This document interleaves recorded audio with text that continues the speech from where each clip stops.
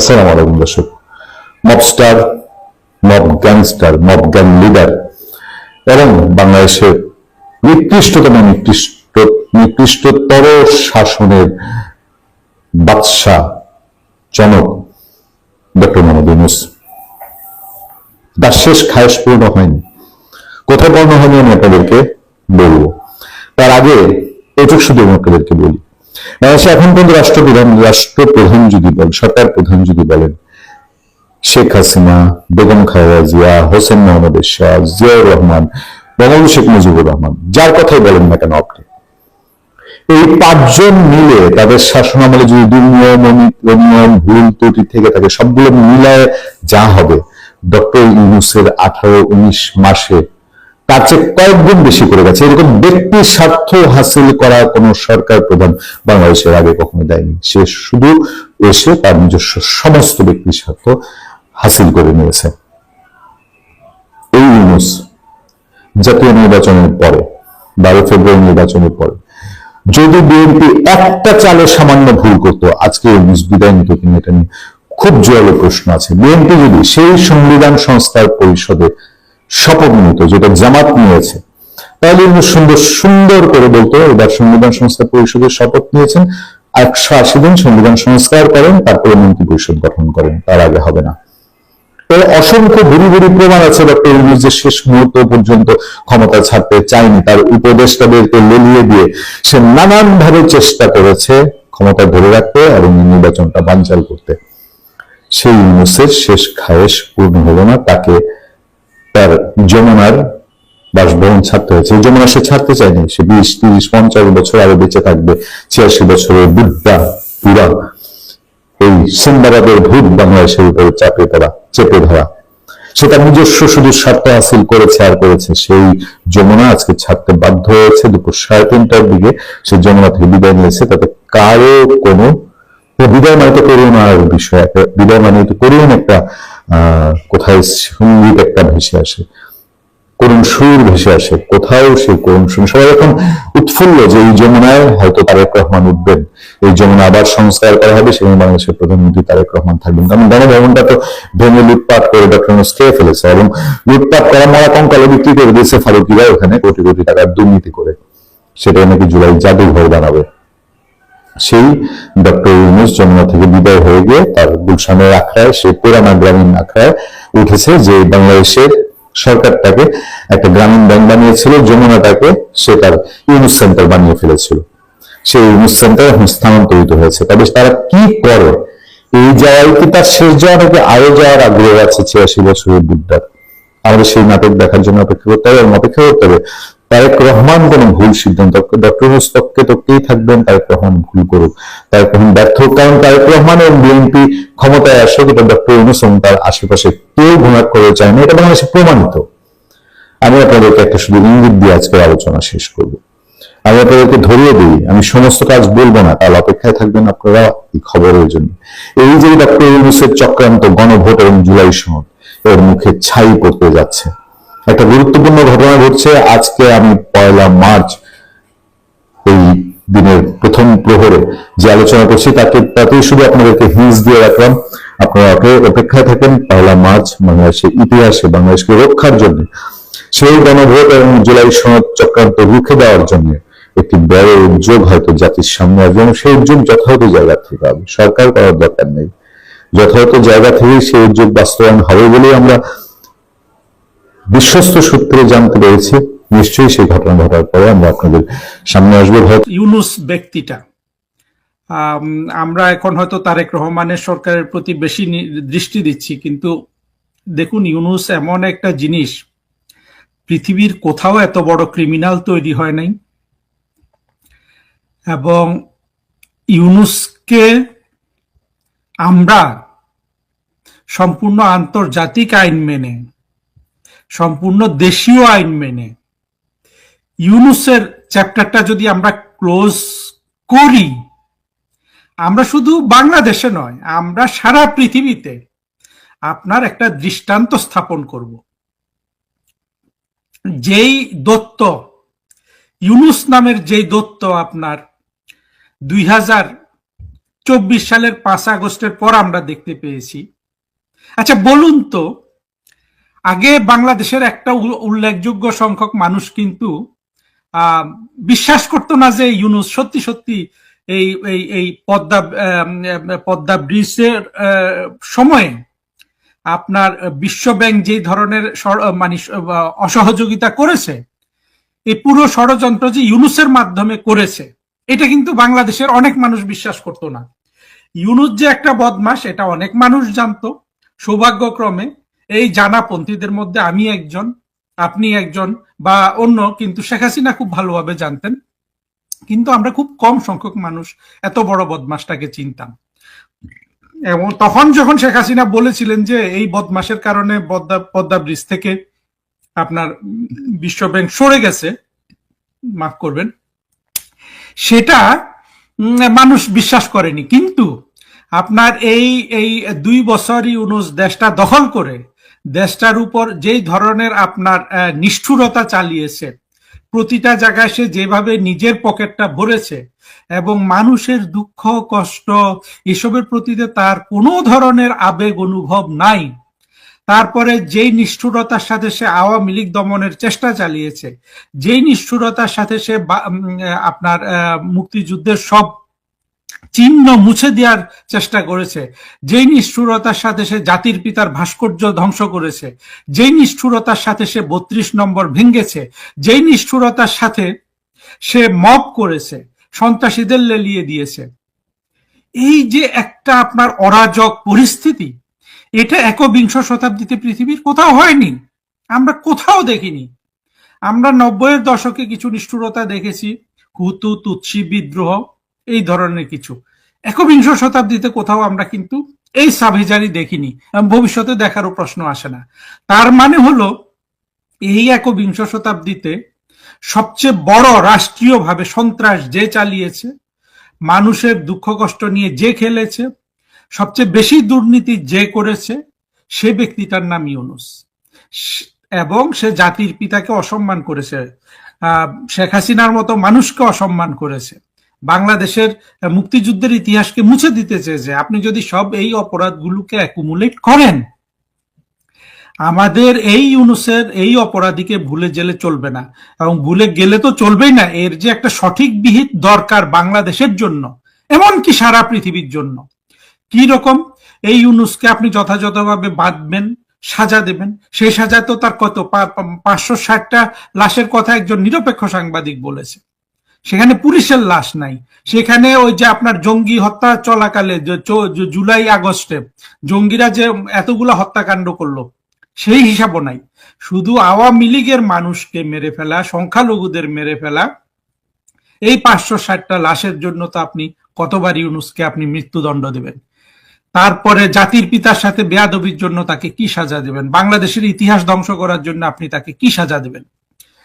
আমার কথা হলো এই সাজাগুলো আমরা তো দেবই, সেটা আমাদেরকে আমরা আন্তর্জাতিক আইনেও দেব, কিন্তু এটা এমন ভাবে সারা পৃথিবীর সামনে আমরা তুলে ধরবো। দেখুন আজকে ইউনূস বিলিয়ন বিলিয়ন ডলারের মালিক, বিলিয়ন ডলার সে বিদেশে পাচার করে দিয়েছে।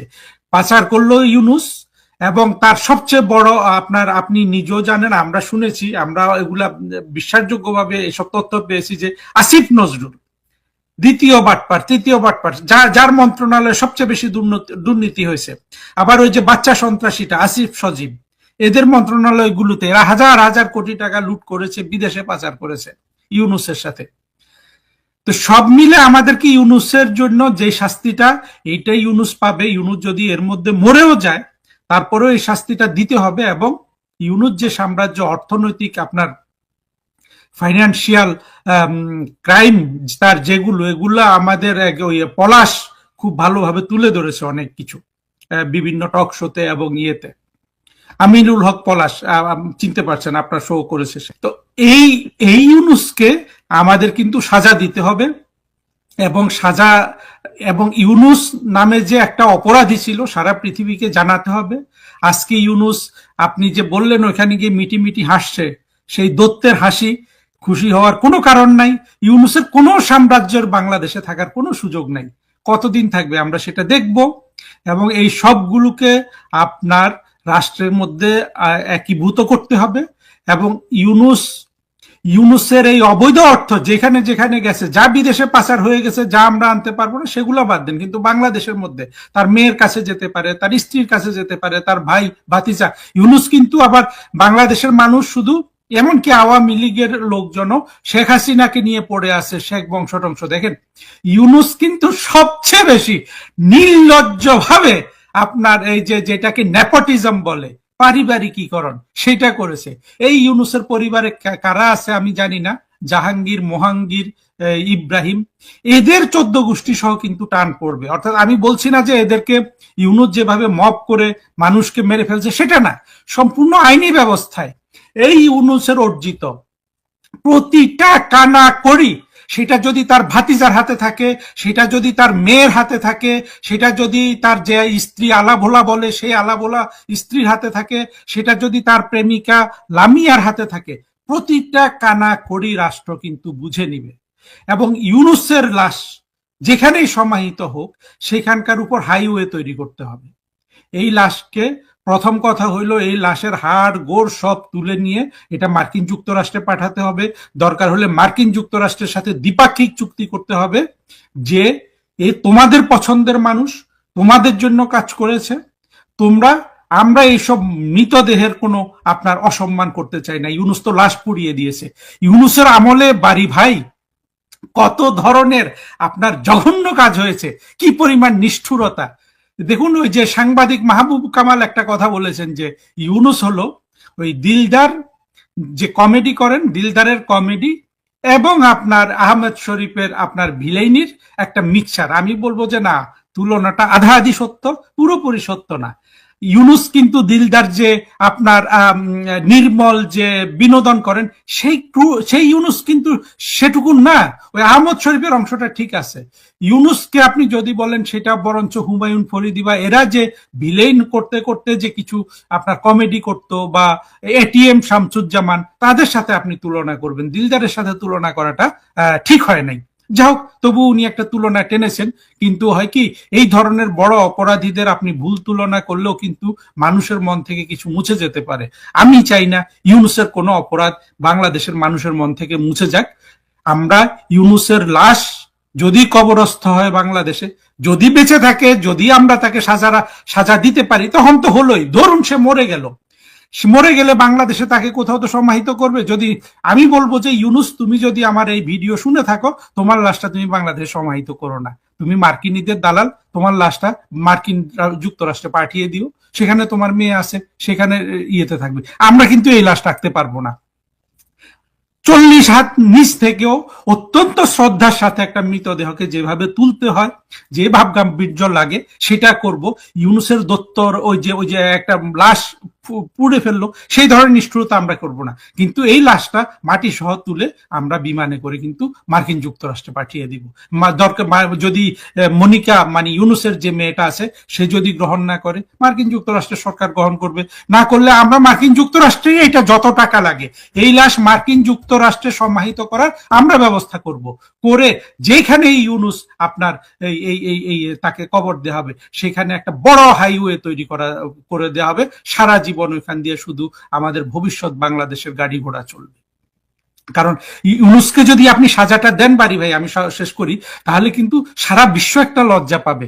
আমাদের তো যা ক্ষতি করার করেই দিয়েছে, কিন্তু পশ্চিমারা যেইভাবে একটা মনেস্টার, একটা দত্তকে একটা দেশ ধ্বংস করার জন্য লালন পালন করলো, পশ্চিমারা তো চায় নাই ইউনুস বাংলাদেশটাকে এইভাবে ধ্বংস করুক। শেখ হাসিনার রক্তে গড়া, শেখ হাসিনার ঘামে পরিশ্রমে 24 ঘন্টা খেটে খাওয়া একটা নারীর এই পরিশ্রমে গড়া রাষ্ট্রটাকে যে ধ্বংস করলো, এই ইউনুসের জন্য আমাদের এই ব্যবস্থাটা করতে হবে যে তার লাশ বাংলাদেশে থাকবে না।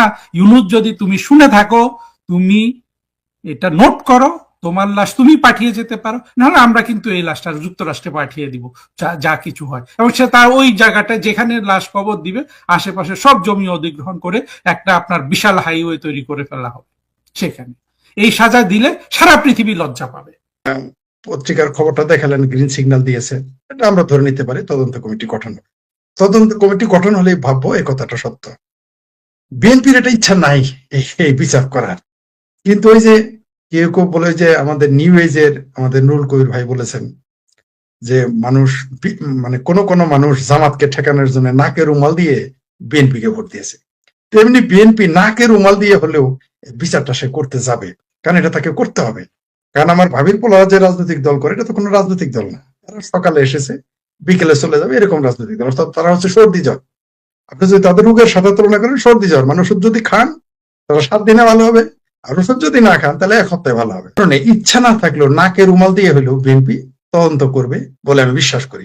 তারাই রায় এটা রায় দিবে কিনা, রায় দিল সেটা কার্যকরী করবে কিনা সেটা আমি এখনো বলতে পারবো না, তবে তারা তদন্ত চালাবে। এটা তারা 2-3টা কারণে এই তদন্তগুলো করবে। একটা হলো পুলিশকে খুশি রাখতে হবে, তদন্তটা করবে, কিন্তু আদতে তারা করতে চাইবে না, করলো সেটা নাকের রুমাল দিয়ে। আরেকটা সংশয় রয়েছে, এমন হতে পারে মানে যদি সঠিক পথে চলে বিচার তাহলে তো আলাদা কথা, কিন্তু যদি ব্যাঠিক পথে যায় তাহলে দেখবেন এগুলোর আসামি করবে সব আওয়ামী লীগের লোক বা আওয়ামী লীগের কর্মী। এটাও ঘটে যেতে, আমি বলছি না ঘটবে, ঘটে যেতে পারে। আর আপনি যে কথাটা বললেন যে এরা, আমি আশাবাদী কিনা এটা হয়তো আপনার প্রশ্ন থাকতে পারে। আমি কিন্তু আশাবাদী যে তারা এটা করবে, করা উচিত। যদি এটা না করে তাহলে বিএনপি নিজেই বিপদে পড়ে যাবে। এই বিচারটা বিএনপি কে ওই যে দাঁতে কামড় দিয়ে হোক, যেমন এর আগে অনেক কিছু তারা মেনে নিছে না, আমার ভাবির পোলারা কত শর্ত দিয়েছে সব মেনে নিয়েছে, মানে মেয়ে যদি একটু কালো হয় তাহলে জামাই যা যা শর্ত দেয় মানতে বাধ্য। সেরকম বিএনপি কে যা যা শর্ত দিয়েছে আমার ভাবির ছেলেদের দল, এই যে গোল্লা পার্টির দল, এই এনসিপি, বৈষম্য বিরোধী, জামাত, হেফাজত বা চামড়া নাই বা চর্ম নাই, যে যে প্রস্তাব দিয়েছে বিএনপি সবকিছু দেখা করেছে, মেনে নিয়েছে না। তেমনি এইবারও তাকে এই জিনিসটা মেনে নিতে হবে, কারণ এটা যদি বিএনপি মেনে না নেয়, তদন্ত না করে, পুলিশ ফোর্স মানে আইন শৃঙ্খলা বাহিনী ফাংশন করবে না। আর আইন শৃঙ্খলা বাহিনী যদি ফাংশন না করে তাহলে এই সরকার স্থায়ী হতে পারবে না। কারণ পুলিশ যখন দেখবে যে তাদের কলিগ, তাদের সহকারীর হত্যার বিচার হয় নাই, তখন পুলিশ তাদের আত্মবিশ্বাস হারিয়ে ফেলবে, মানুষ আত্মবিশ্বাস হারিয়ে ফেলবে, তখন কোনো কাজ করবে না। কাজ না করলে এই সরকার টিকতে পারবে না। তখন এরা আওয়ামী লীগ দেশে না থাকুক, পুলিশ তখন পুলিশ লীগে পরিণত হবে। বিএনপি আবার এই ঝুঁকিটাও নিবে না। তাই একটা পর্যায়ে তারা কৌশলে হলেও তারা এই তদন্ত করবে বলে আমি মনে করি। ঠিকই বলেছেন, পুলিশ 50 জন মরে নাই, এক উত্তরাতেই কতজন মরেছে, আমরা লাস্ট কতগুলো দেখলাম চুলাই রাখছে। তারপরে সারা বাংলাদেশের শত শত থানা লুট হয়েছে, সেখানে মারা গেছে, গায়েব করে দেওয়া হয়েছে। কারো কারো মতে তো মানে আমার কাছে বিদেশি একজন ব্যক্তি বলেছিলেন 1200 পুলিশ মারা গেছে, কেউ বলেছেন 3000 মারা গেছে, আমরা ধরে নিলাম 300, ধরে নিলাম। একটা দেশের 300 পুলিশে যদি গায়েব করে দিয়ে থাকেন বা কেউ দিয়ে থাকে, এই বিষয়টা তো সহজ বিষয় না, এগুলো বিচার তো করতে হবে। আপনি যদি আইন শৃঙ্খলা বাহিনী, আমি বারবার বলে আসছি, কেন এই আবার বলি, আবার অনেকে বলবে শুধু পুলিশ হত্যার বিচারের কথা বলতেছি না, যাদেরকেই মেরে ফেলা হয়েছে প্রত্যেকের বিচার। আমরা আবু সাইদের হত্যারও বিচার চাই, আমরা ওই তালিবাস ও অন্তস্থকারা হাদি তার হত্যারও বিচার চাই। আপনি বিচার করেন, কেন তার খুনি দুবাই পালিয়ে গেল, কিভাবে গেল? এখন তো ইউনূস সরকার ছিল, যারা যারা ক্ষমতায় তাদেরই, যারা মরেছে তাদেরই সরকার, তাহলে ছেলেটা কিভাবে দুবাই পালিয়ে গেল? কথিত হত্যাকারী প্রথমে বললো ভারত তাকে আশ্রয় দিয়েছে, একেবারে ভারতের বিরুদ্ধে যে হাত শুরু করে দেয় বাংলাদেশের এই মানে হেফাজতে পাকিস্তানিরা। পরে দেখলাম সেই ছেলে দুবাই গিয়ে লাইভ ভিডিওতে এসে বললো সে দুবাই চলে গেছে। তো দুবাই তো নিশ্চয়ই ভারত হয়ে যায়নি, বাংলাদেশ হয়েই তো গেছে, আমরা তো তাকে গ্রেপ্তার করতে দেখলাম না। তো বিষয়টা রহস্যজনক। আমরা চাই এগুলো সবগুলোর বিচার, আমাদের কিন্তু যে কোনো মৃত্যুরই আমরা বিচার চাই, এমনকি সেটা 5ই আগস্টের আগের মৃত্যু তারও বিচার চাই, কেন চাইবো না? শেখ হাসিনা মারলেই তো আর জায়েজ হয়ে যাবে না। কিন্তু আমরা তো দেখলাম শেখ হাসিনাকে যে গণ মামলার আসামি করা হলো, সেখানে তো 400-র উপরে শহীদ ফিরে আসছে। আমরা এই প্রথম জিন্দা শহীদ দেখলাম। মানে মানুষ যে এখন মারা যাবে, মারা যাওয়ার পর যে আপনি মামলা করবেন আন্দোলনের, আগামীতে এই মামলাগুলো আর চলবে না, ভাবে মেরে ফেলা হলো। এই বর্বরতা যারা করেছে তাদের তো অবশ্যই বিচারের আওতায় আনতে হবে, যদি আপনি তা না করেন। আমি জানি না পুলিশেরা সেগুলো রেকর্ড রেখেছে কিনা, রেকর্ড কারো না কারো কাছে কিন্তু আছে, কম আর বেশি, কারো না কারো কাছে রেকর্ড গুলো আছে। রেকর্ডের কি দরকার ভাই? তারা নিজেরাই তো বলেছে পুলিশ মেরে ফেলেছে, তারা নিজেরা অন ক্যামেরা বলেছে, পুলিশের সামনে বলেছে, সেগুলো মিডিয়াতে এসেছে। এখন তো নতুন করে তো সাক্ষী নেওয়ারও দরকার নাই, তাদের ধরলেই হয়ে যাবে। আবার একটা একটা টুপি আলাদা দাড়ি আলাদা এখন সে বলতেছে যে তার আগেই প্ল্যান করেছিল কিভাবে থানা জ্বালিয়ে দিবে, সেটাও রেকর্ড আছে। সে নিজে এসে বলছে সাংবাদিকদের সামনে। তাকে তো রিমান্ডও নেওয়া হয়নি, জিজ্ঞাসা করে নেই, তারা নিজেরাই বলেছে। তারা মেট্রো রেল পুলিশে নিজেরাই বলেছে। পুলিশ তারা বলেছে যে পুলিশ না মারলে তো বিপ্লব হইতো না, তাদের ভাষায় আর কি। আমার ভাষায় তো এটা বিপ্লব না, সর্বোচ্চ এটা আপনি আন্দোলন বলতে পারেন। আমার ভাষায় তো এটা জুলাই সন্ত্রাসী আন্দোলন, সর্বোচ্চ তারা সন্ত্রাসীবাদ আন্দোলন বলতে পারে। কিন্তু আমরা ফলাফল কি দেখলাম? এই যে এখন যে তদন্তের কথা উঠছে, তারা দেখবেন যে আমার ভাবির ছেলে গাল ফোলা, আগে ছিল গালটা আমার সাথে বেশি গর্তে ছিল, পেট ছিল পিঠের সাথে লাগানো, তার এখন গালের যে মাংস, বাপরে বাপ, পেটে যে মাংস, মানে মানুষ তো এখন তার পেট দেখলে বলে বাতিজা পেট কমাও, এরকম অবস্থা। এই যে তাদের যে চর্বিটা হয়েছে, এরা এখন ভয় পায় কেন? আচ্ছা, পুলিশে হত্যার তদন্ত হলে এরা তো ভয় পাবে কেন? অলরেডি তারা দায়ী করতেছে তারেক রহমান নাকি দায়ী। তারপর আমার এই ভাবির ছেলে শেষে বলছে এটা মীমাংসিত বিষয়, সে নাকি ওর এমপি হয়েছে। কত বড় গর্ধব একজন আমাদের দেশের আইন প্রণেতা বীর মুক্তিযোদ্ধা ফজলুর রহমান বলেছেন, এরা তো রাজনীতিবিদের ব্যাগ টানারও যোগ্য না, কথা সত্য। তার জন্য সেটা বলেছে যে এটা মীমাংসিত বিষয়। কোনোদিন হত্যা মামলা মীমাংসিত বিষয় হয়? তামাদি হয়?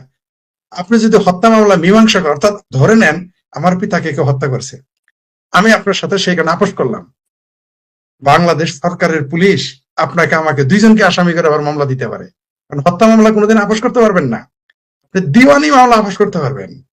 আপনি হত্যা, ধর্ষণ, যেগুলো মানবাধিকার সহ আরো যেগুলো লঙ্ঘন, এগুলো আপনি তো তামাদি করতে, এগুলো মীমাংসা হয় না। এটা তো সৌদি আরবের আইন না যে আমার বাপকে আপনি মেরে ফেলেছেন, আপনার কাছে 50 লাখ টাকা নিয়ে মীমাংসা গেলাম। বাংলাদেশ আইন তা বলে না, বাংলাদেশ আইন এই সুযোগ নাই।